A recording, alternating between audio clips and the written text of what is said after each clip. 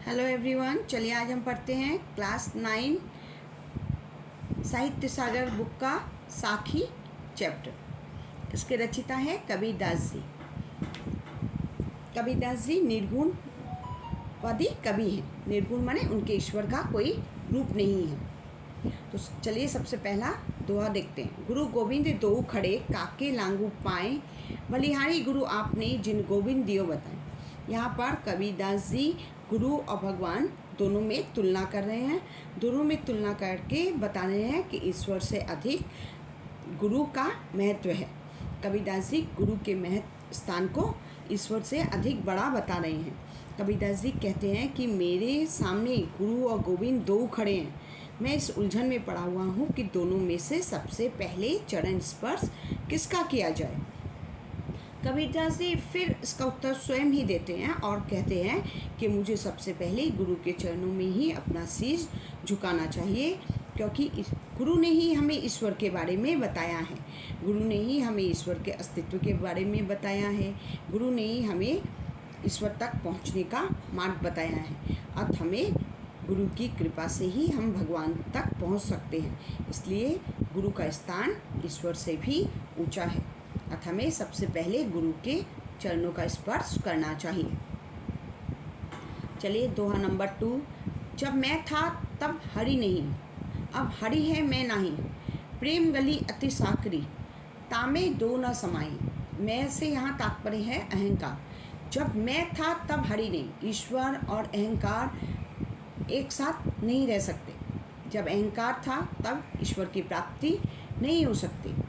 जब अब हरि है मैं नहीं, अब भगवान की प्राप्ति हो गई है तो अहंकार समाप्त हो चुका है।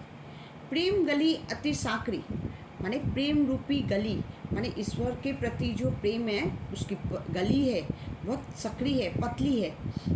तामे दो न समाई, उसमें दोनों एक साथ नहीं समा सकते, एक साथ नहीं रह सकते। क्या अहंकार और भगवान एक साथ नहीं रह सकते, क्योंकि प्रेम की गली बहुत सकरी है।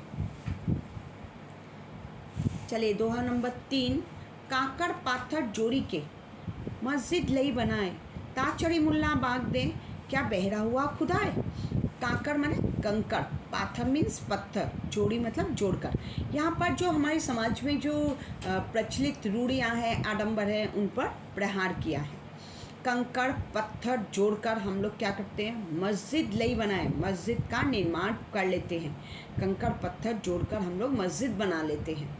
उसके ऊपर चढ़कर, ता चढ़ी, ता माने उसके ऊपर चढ़ के, मुल्ला बाग दे माने मुल्ला बुलाता है, क्या अल्लाह अल्लाह पुकारता है। क्यों, क्या बहरा हुआ खुदा है। ईश्वर तो हर जगह व्याप्त है, ईश्वर तो हर जगह है, भगवान हर जगह व्याप्त है। तो हमें ऊपर चढ़कर मस्जिद में अल्लाह अल्लाह पुकारने की क्या ज़रूरत है। ईश्वर क्या बहरा है, क्या बहरा हुआ खुदा है। जो हमारे समाज में जो हम लोग रीति रिवाज आडंबर है ना, उन पर व्यंग्य किया गया है कि हम लोग कंकड़ पत्थर जोड़कर मस्जिद बना लेते हैं और उस पर चढ़कर मुल्ला अल्लाह अल्लाह पुकारता है। क्या भगवान क्या बहरा है। भगवान तो हर मनुष्य के भीतर है, हर जगह व्याप्त है। फिर हमें अल्लाह अल्लाह पुकारने की क्या आवश्यकता है। पाहन पूजे हरि मिले, तो मैं पूजू पाहन। ताते या चाकी भली, पीस खाए संसार। यहाँ पर तात्पर्य है कि पत्थर पूजने पर अगर हरि, पाहन माने पत्थर पूजने पर अगर हरि की प्राप्ति हो जाती है तो मैं पूजू पहाड़, तो मैं पहाड़ की पूजा करूँगा, छोटा पत्थर की क्यों पूजा करूँगा। तो यहाँ पर इस साखी में संत कबीरदास हिंदुओं की मूर्ति पूजा पर व्यंग्य कर रहे हैं कि यदि पत्थर पूजने से भगवान मिल जाए तो मैं किसी छोटे मोटे पत्थर की पूजा नहीं करूँगा, मैं बड़े पहाड़ की पूजा करूँगा। तो कबीरदास जी कहते हैं कि पत्थर की बनी मूर्ति से तो वो चक्की अच्छी है, क्योंकि उससे पीसा हुआ जो अनाज है उससे लोगों का पेट भरता है। पीस खाए संसार, उससे पिसा हुआ।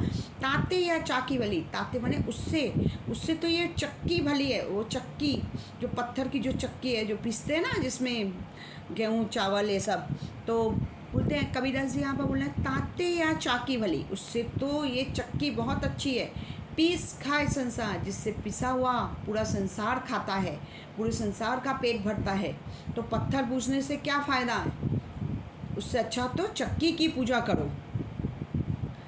चलिए दोहा नंबर 5, सब धरती कागज करो, लेखनी बन सब बन राई, सात समत की मसी करो, गुरु गुण लिखा न जाए। सब धरती कागज करो माने पूरी धरती को कागज बना लो, पेपर बना लो। लेखनी सब बन राई, लेखनी माने कलम बना लो। सब बन राई माने जितने वनस्पति है उसको कलम बना लो। वनस्पति माने पेड़ पौधे ये सब हैं, उनको उनकी कलम बना लो और इस धरती को कागज बना लो। सात समुद्र की, सात समुद्र में समुद्र, सातों समुद्र की मसी माने स्याही बना लो। सात समुद्र की में जितना पानी है उसकी स्याही बना लो। फिर भी गुरु गुण लिखा ना जाए माने भगवान के गुणों को हम नहीं लिख सकते हैं। भगवान के गुणों का व्याख्यान मनुष्य नहीं कर सकता है। अगर वह सब पूरी धरती को कागज बना ले और पूरी वनस्पति की कलम बना ले और सात समुद्र में जितना जल है उससे स्याही बना ले, फिर भी वो गुरु के गुणों को नहीं लिख सकता है। तो यहाँ पर ईश्वर के गुणों का व्याख्यान नहीं कर सकते, क्योंकि ईश्वर क्या है? अनंत गुणों की खान है। ईश्वर सर्वव्यापक है, तो उसके बारे में हम मनुष्य उसकी व्याख्या नहीं कर सकता। चलिए तो ये ख़त्म हुआ। अगर आपको ये वीडियो पसंद आया तो लाइक और सब्सक्राइब कीजिए। Thank you.